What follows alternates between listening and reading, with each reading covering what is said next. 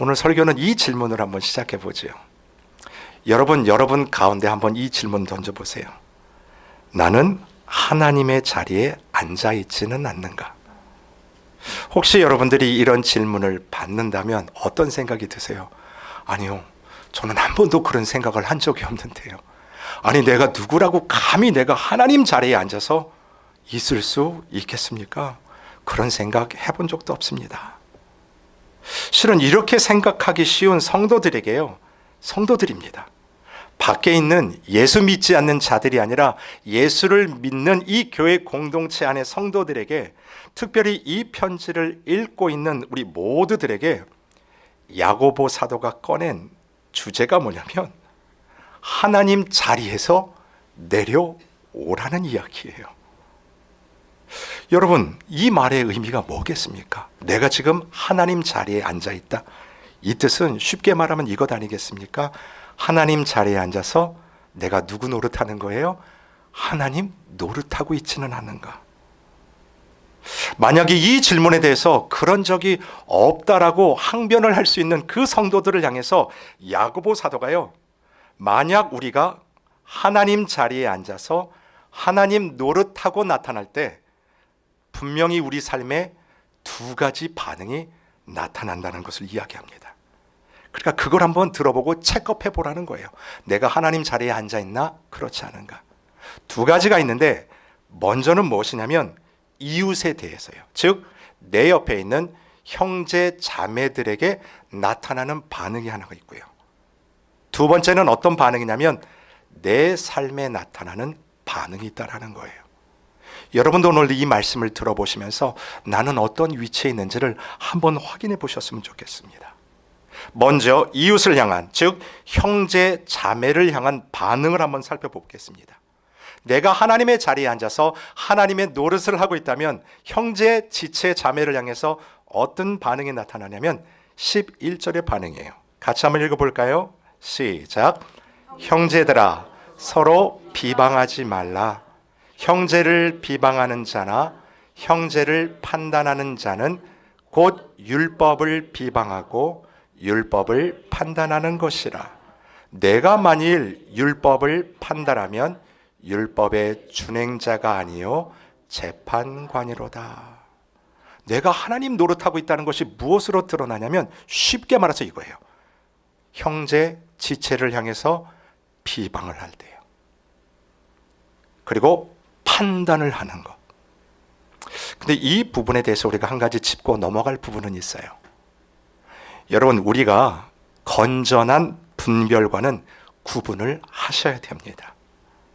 우리가 성도로서 진리의 말씀으로 거듭난 존재들 아닙니까? 그렇기 때문에 말씀에 어긋난 부분에 대해서는 분명한 분별력을 여러분들이 가지고 계셔야 돼요.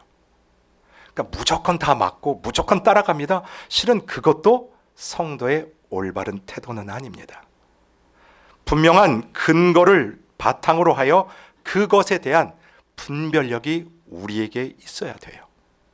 그럼에도 불구하고 오늘 본문이 말하는, 야고보 사도가 말하는 이 비방과 판단이라는 것은 self-righteousness라고 하지 않습니까? 내 의요. 그러니까 내가 옳다라는 것을 주장하는 것 있지 않습니까?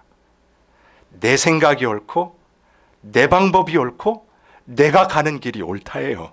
그러면 상대방은 뭐예요? 틀린 거야.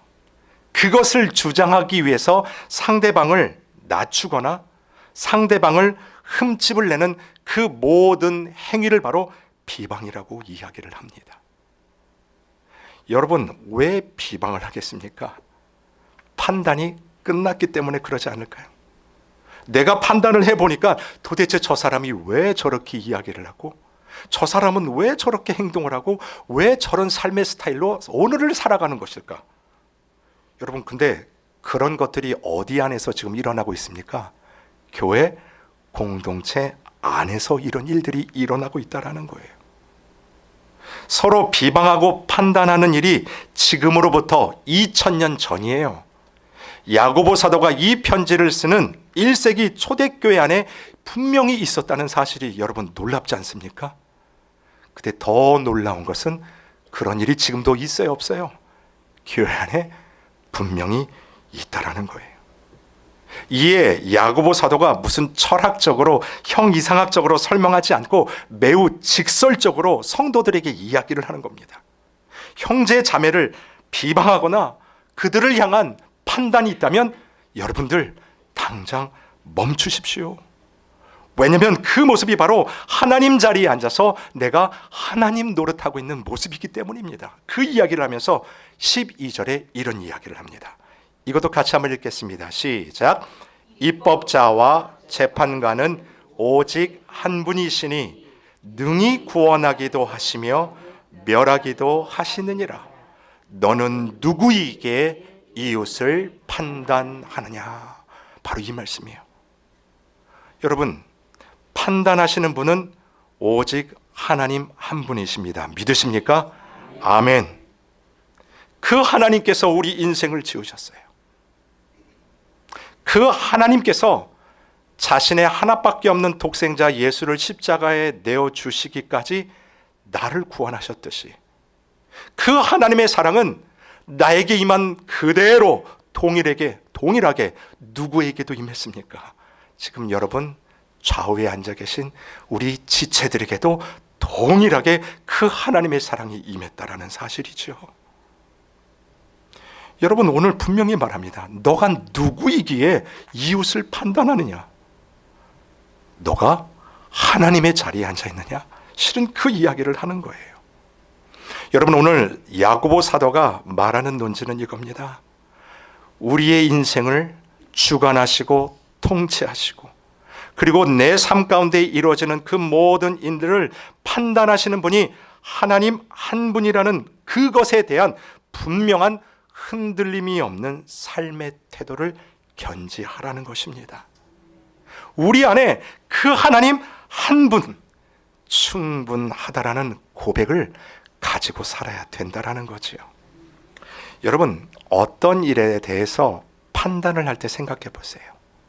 그것을 판단하려면 먼저 좌우, 위아래 모든 것, 사정들을 먼저 알아야 합니다. 그 일들이 왜 일어났는지 그 상황에 대해서 전반적인 이해가 선행이 되어야 거기에 맞는 올바른 판단을 내릴 수가 있지 않습니까? 그래서 판사가 쉽지 않아요, 여러분들. 재판관들이요, 그 일을 감당하는 게 참 쉽지 않다라는 것을 우리가 알 수 있어요. 겉으로 드러난 현상뿐만이 아니라 그 이면에 자리 잡고 있는 또 다른 실체에 대한 통찰을 가져야 거기에서 올바른 판단이 나온다라는 거지요. 근데 저와 여러분이 하는 판단의 근거는 뭡니까? 우리는 항상 이 부분에 대해서 연약하지 않아요. 우리가 하는 판단의 근거는 항상 들려오는 소식들, 그리고 내가 눈으로 보는 것, 실은 거기에 머무를 때가 많습니다. 그런데 우리를 판단하신 하나님은 그러신 분이 아니라는 것입니다. 우리가 사무엘상 16장 7절을 읽을 텐데요, 이게 어떤 이야기냐면 이스라엘의 초대 왕으로 백성들이 요구해서 세워진 왕 사울 왕이 있지 않습니까?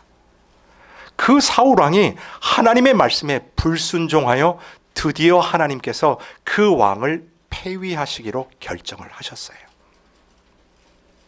그리고 이 이야기를 누구한테 하냐면 사무엘 선지자에게 합니다. 사무엘아, 내가 사울을 폐위했다. 그러니 너는 지금 이새의 집으로 가라. 거기에 아들들이 있는데 그 중에 내가 한 명에게 그 다음 왕을 이을 자로 택하여 기름을 부을 것이니 사무엘, 네가 가서 기름을 부어라. 그래서 이새의 집을 갑니다. 여러분, 이새한테는 8명의 아들이 있었어요. 그런데 이 사무엘이 아들들을 쭉 보는데 다 본 것도 아닙니다. 첫째 아들이 딱 들어오자마자 이 마음에 너무너무 흡족한 거예요. 너무 잘생겼습니다. 용모도 준수하고 훤칠하고 저 정도 되면 우리 임금으로 삼기에 손색이 없을 거라고 사무엘이 속으로 생각하고 기름 부을 준비를 딱 하고, 야, 분명히 저 사람은 하나님이 택한 왕일 것이다. 그때 하나님이 사무엘에게 주신 말씀이 이거예요. 같이 읽어볼까요? 시작. 내가 보는 것은 사람과 같지 아니하니 사람은 외모를 보거니와 나 여호와는 중심을 보느니라 하시더라. 아멘. 우리는 항상 외모예요. 들려지는 것, 보여지는 것, 거기에 머물러요. 그러나 우리를 판단하시는, 우리를 주관하시는 그 하나님께서는 저와 여러분의 중심을 살피시는 분이라는 것이지요.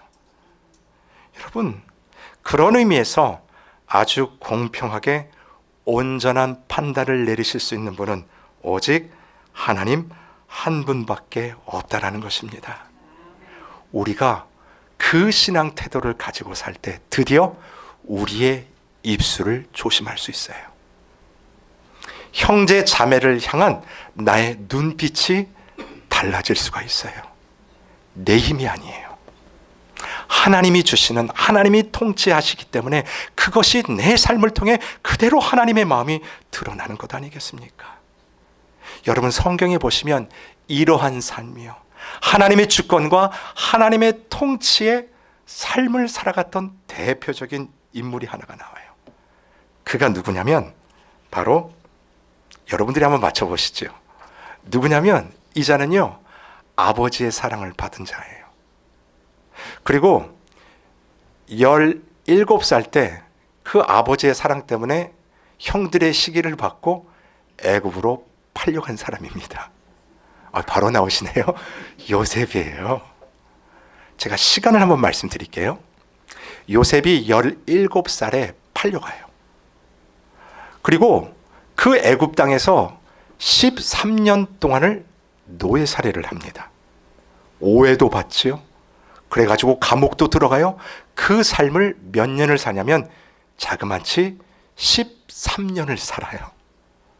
그리고 드디어 하나님의 계획과 인도하심에 따라 요셉의 나이 30살 때 애굽의 총리가 됩니다. 총리가 되자마자 하나님이 꿈을 보여주시지 않았습니까? 왕을 통해서 그 꿈을 해석했어요. 그 꿈의 해석의 결과 7년 동안 풍년이 온다는 걸 알았어요. 그래서 그 7년의 풍년 동안 이 애굽이요, 잘 준비를 했습니다. 그리고 7년 후에 흉년이 또 오지 않습니까? 흉년이 왔던 2년째, 즉 요셉의 나이 39살 때요, 애굽 주위의 나라들이 굶주림과 기근 때문에 못 살아요. 그래서 이 형들이요, 어디까지 오냐면 바로 식량을 구하기 위해서 이 애굽까지 오지 않습니까? 여러분, 자그마치 22년 만에 원수도 아니고 왼수 같은 그 형들을 어디서 만나요? 자기가 지금 총리로 임직하고 있는 그 애굽 궁정에서 딱 만나지 않습니까? 이거 기가 막힌 것 아닙니까? 드디어 칼날이 나가야 될 것 같은데, 여러분, 그때 만났을 당시에요, 요셉을 그렇게 해서 사랑했던 아버지가 살아계셨어요. 그래서 요셉과 부둥켜 안으면서 그렇게 울고 그렇게 서로 그 진한 회포를 풀어요. 근데 그 아버지가 얼마 있지 않고 돌아가십니다. 그때 형들이 어떤 걱정을 하냐면, 야, 큰일 났다. 아버지가 돌아가셨으니 이제 요셉이 우리를 향하여 복수의 칼날을 날리면 어떡할까?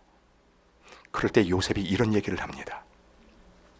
요셉이 그들에게 이르되 두려워하지 마소서. 같이 읽습니다. 시작.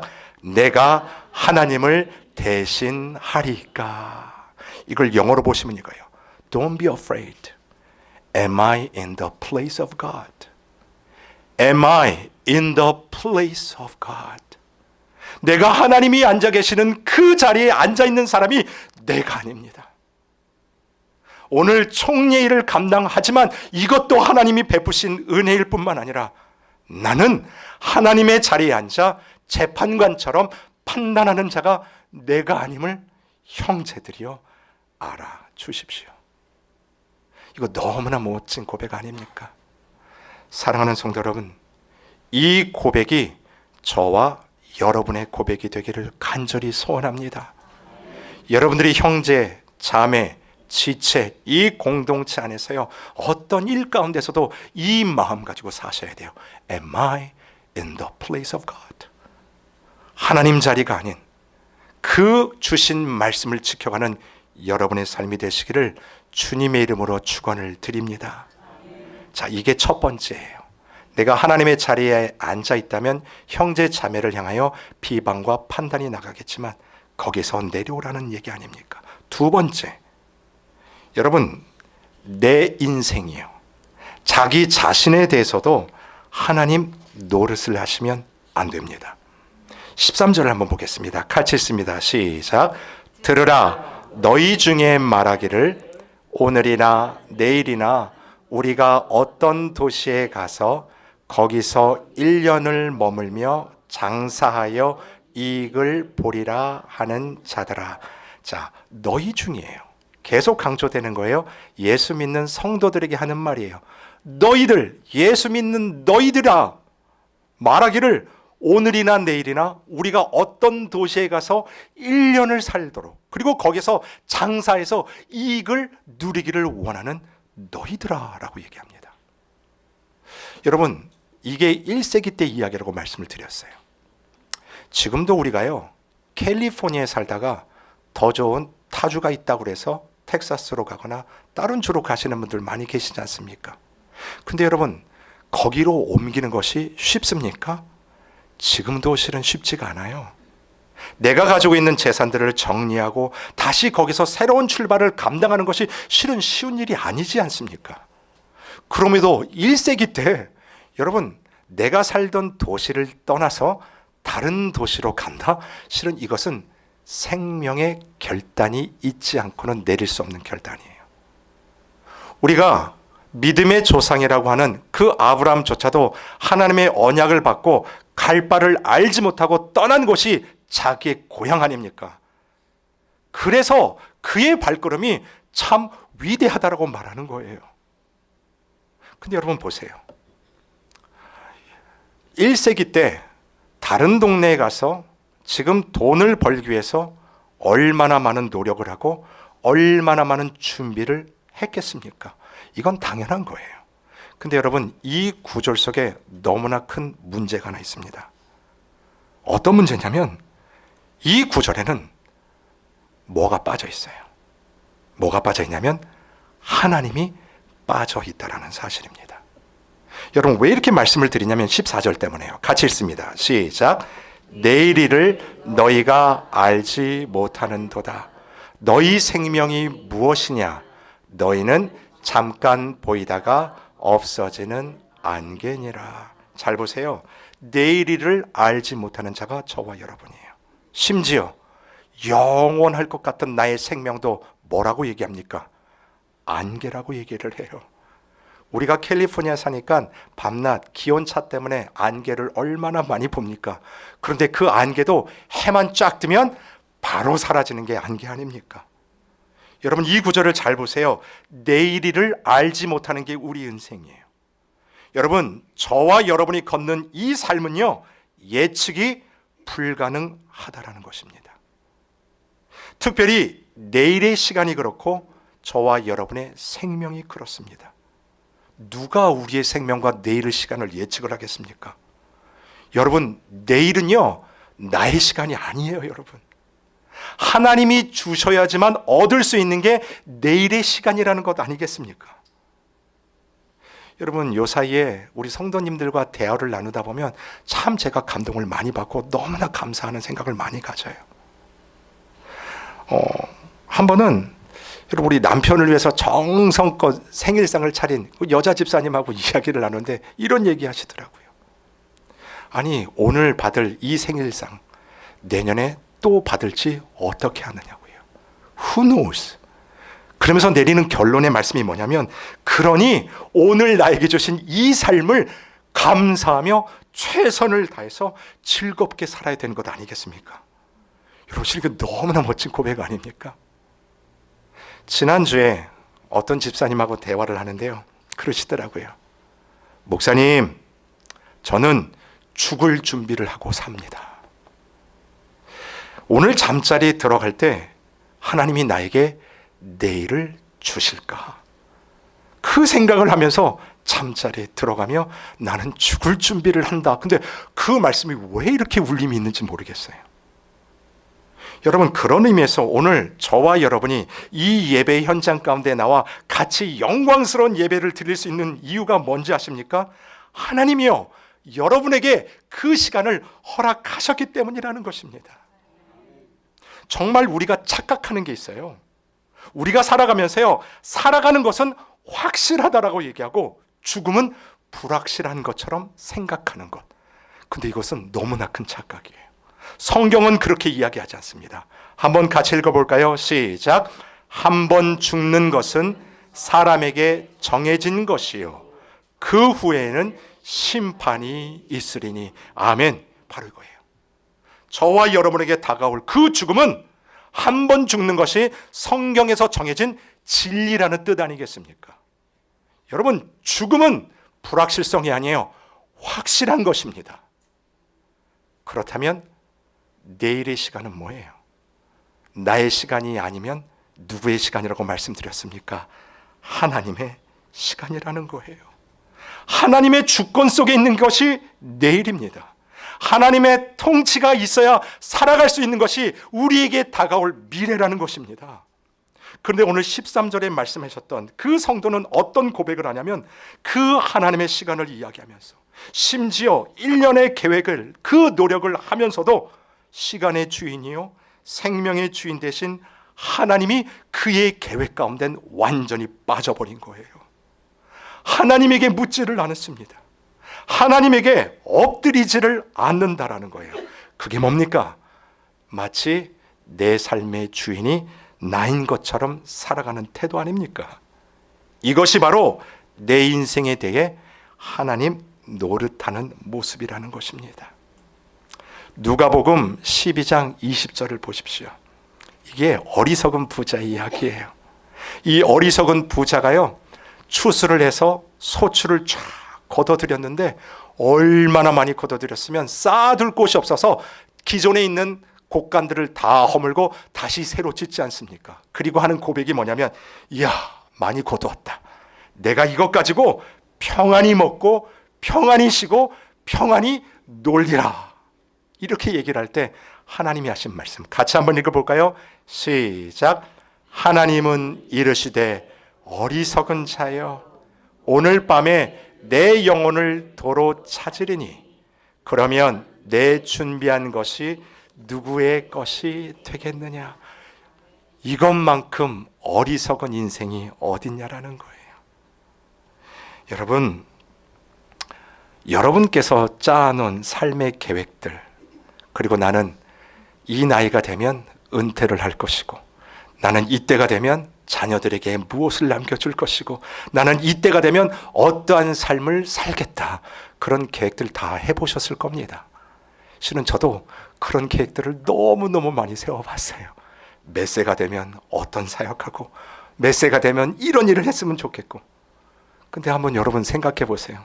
여러분이 짜놓은 그 계획 중에 내 계획대로, 내 시간표대로, 내가 원하는 대로, 방법대로 되었다고 고백하실 분, 이 자리에 몇 분이나 계실까요? 여러분, 내가 계획한 대로 되지 않는 것이 실은 더 많은 것이 우리의 인생 아닙니까? 그럴 때 거기에서 오는 절망감들을 우리가 경험해 보지 않았어요? 정말 하나님 앞에 무릎을 꿇고, 하나님 이것만큼은 하나님이 열어주셔야 됩니다. 하나님 이것만큼은 하나님이 해결해 주시고, 하나님께서 열어주시는 그 일 가운데 내가 경험해 봤으면 참 좋겠습니다라고 엎드렸음에도 불구하고 여러분의 시간에 여러분의 방법대로 되지 않는 그 절망감과 그 실망감들, 여러분들 경험해 보지 않으셨습니까? 그리고 그렇게 이야기하잖아요. 정말 하나님은 살아 계시는 걸까? 여러분, 그렇다면 다시 한번 여쭤볼게요. 여러분이 생각한 대로 일이 진행이 되지 않고요, 계획한 대로 여러분의 되지 않는 그 인생들을 지금 한번 되돌아보십시오. 거기에 하나님의 은혜가 없었습니까? 아니, 생각해보면 그것이 하나님의 더 큰 은혜요, 나를 향한 하나님의 계획인 것이 여러분 입술을 통해 고백하지 않으셨습니까? 그때 그 일이 없었다면요, 그때 그 막힘이 없었다면, 그때 그 부딪힘과 그 어려움이 없었다면 내가 오늘 하나님 앞에 이 모습으로 이만큼 서 있을 수 있겠습니까? 여러분, 그것이 우리의 고백 아닐까요? 결국 내 인생이 나의 계획대로 되지 않을 수 있다라는 것을 인정하며 심지어 내 생명까지도 안개와 같은 것을 인정하는 것은 나를 지으시고 나를 인도하시고 나에 대해서 너무나 큰 계획을 가지신 그분, 바로 그분이 나를 사랑하는 하나님 한 분입니다. 바로 그 고백이라는 거예요. 그래서 여러분, 우리가 이렇게 고백할 수 있어요. 이건 다 같이 한번 읽어보겠습니다. 시작. 사람이 마음으로 자기의 길을 계획할지라도 그의 걸음을 인도하시는 이는 여호와이시니라. 아멘. 할렐루야. 이것이 저와 여러분의 고백이에요. 여러분의 삶에 어떤 일을 만나도요, 우리가 할 수 있는 고백은 이 고백입니다. 내가 어떤 길을 계획할지라도, 심지어 그 계획대로 되지 않을지라도요, 심지어 그 계획이 다 무산되었을지라도 내 삶을 통해서 나올 수 있는 고백 이거예요. 나의 걸음을 인도하시는 유일한 하나님, 나를 그렇게도 사랑하시는 그 하나님 한 분밖에 없음을 고백하는 거지요. 그래서요, 오늘 비방과 판단과 내 삶을 주인처럼 살고 있는 우리 성도들을 향해서 야고보 사도가 마지막으로 이 권면을 합니다. 17절 같이 읽습니다. 시작. 그러므로 사람이 선을 행할 줄 알고도 행하지 아니하면 죄니라. 아멘. 자, 보세요. 결국 이게 결론이에요. 우리가 무엇을 행해야 된다고요? 선을 행해야 된다고요. 근데 여기서 말하는 선이 착한 것, 좋은 것, 실은 그것도 포함이 되지만 오늘 본문이 말하는 선은 그 이상의 의미를 담고 있습니다. 영어에서 나오는 선은 good이에요. good. 여러분, 기억나십니까? 하나님께서 이 말을 쓰셨을 때가 있으십니다. 천지창조, 창세기 때 하나님께서 말씀으로 피조물들을 다 지으실 때마다 뭐라고 그러세요? 보시기에 좋았더라. It was good. 6일째 되던 날 사람을 창조하시고 모든 것을 다 마치신 후에 하나님이 이렇게 말씀하셨어요. 보시기에 심히 좋았더라. It was very good. Very good. good. 선이 뭐냐면 하나님 보시기에 좋은 것이 선입니다. 내가 내 원대로 좋게 보이는 것, 그게 절대로 선이 아니에요. 하나님이 내 인생을 향하여 그래, 내가 볼 때 it was good, 그럴 때가 선이라는 거예요. 그렇다면 질문해야죠. 내 인생이 하나님 앞에 어떤 모습으로 나가는 것이 정말 참된 선일까? 15절 같이 읽습니다. 시작. 너희가 도리어 말하기를 주의 뜻이면 우리가 살기도 하고 이것이나 저것을 하리라 할 것이거늘. 바로 이게 결론이에요. 하나님 앞에서 선이 뭐냐면 바로 God's will, 주님의 뜻이라는 겁니다. 여러분, 주님의 뜻이 어디 담겨 있어요? 성경이에요. 저와 여러분에게 주신 이 말씀 속에 우리를 향한 하나님의 그 사랑이 담겨져 있다는 것을 누가 부인할 수 있겠습니까? 사랑하는 성도 여러분, 주의 뜻대로 사는 삶, 하나님이 우리에게 허락하신 그 말씀을 붙들고 사는 여러분의 삶이 되기를 간절히 소원을 드립니다. 내 판단이 아닌 하나님 말씀 앞에 서시기를 바라요. 말씀을 마치겠습니다. 여러분들이 원하는 대로 되지 않은 일이 더 많은 것 같으십니까? 그렇다면 오히려요, 하나님의 계획대로 하나님이 주도하셔서 나의 손 붙잡고 이끌어 주실 그날을 더욱 소망하시기를 바랍니다. 그리고 내 인생의 주인 되신 주님께 모든 것을 맡기겠습니다. 그리고 나에게 주어진 시간들을 비방과 판단이 아닌 감사하며 행복하며 말씀 붙들고 살겠습니다. 이런 결단이 넘쳐나시기를 주님의 이름으로 축원을 드립니다. 아멘.